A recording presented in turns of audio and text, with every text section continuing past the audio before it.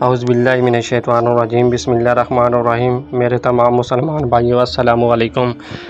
نبی کریم صلی اللہ علیہ وآلہ وسلم کے زمانے میں سورج کو گرن لگا تو آپ صلی اللہ علیہ وسلم نے نماز پڑھی تھی۔ آپ صلی اللہ علیہ وسلم نے اتنا لمبا قیام کیا کہ اتنی دیر میں سورج باقرہ پڑھی جا سکتی تھی۔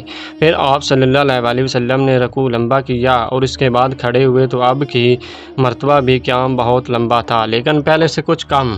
پھر ایک دوسرا لمبا رکوع کیا جو پہلے رکوع سے کچھ کم تھا۔ پھر آپ صلی اللہ علیہ وسلم سجدے میں گئے، سجدے سے اٹھ کر پھر لمبا قیام کیا لیکن پہلے قیام کے مقابلے میں کم لمبا تھا۔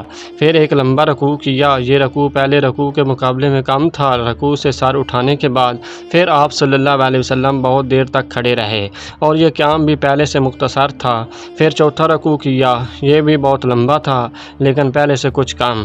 پھر آپ صلی اللہ علیہ وآلہ وسلم نے سجدہ کیا اور نماز سے فارغ ہوئے تو سورج صاف ہو چکا تھا۔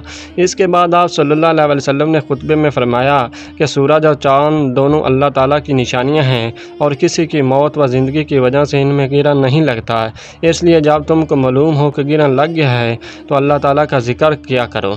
صحابہ کرام رضی اللہ تعالیٰ عنہ نے عرض کیا، یا رسول اللہ صلی اللہ علیہ وآلہ وسلم، ہم نے دیکھا کہ نماز میں اپنی جگہ سے آپ کچھ آگے بڑھے اور پھر اس کے بعد پیچھے ہٹ گئے۔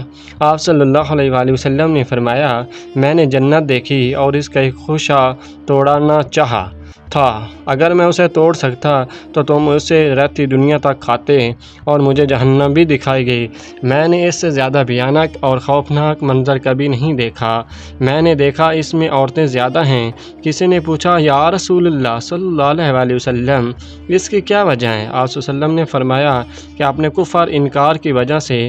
پوچھا گیا، کیا اللہ تعالیٰ کا کفر انکار کرتی ہیں؟ آپ صلی اللہ علیہ وسلم نے فرمایا کہ شور کا اور احسان کا کفر کرتی ہیں۔ زندگی بھر تم کسی عورت کے ساتھ حسن و سلوک کرو لیکن کبھی اگر کوئی خلاف مزاج بات آ گئی تو فوراً یہی کہے گی کہ میں نے تم سے کبھی بھلائی نہیں دیکھی۔ اللہ حافظ۔